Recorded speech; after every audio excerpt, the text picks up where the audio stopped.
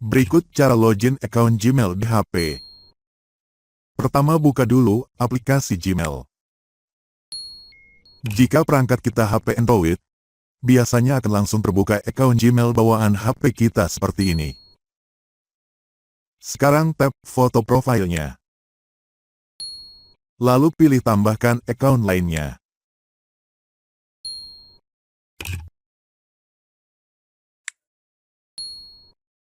Sekarang masukkan email dari account lain yang ingin kita login.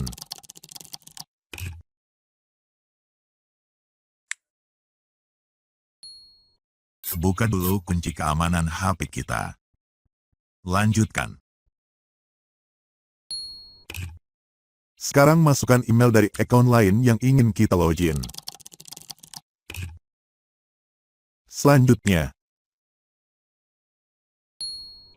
lanjutkan dengan sandi atau passwordnya. Selanjutnya,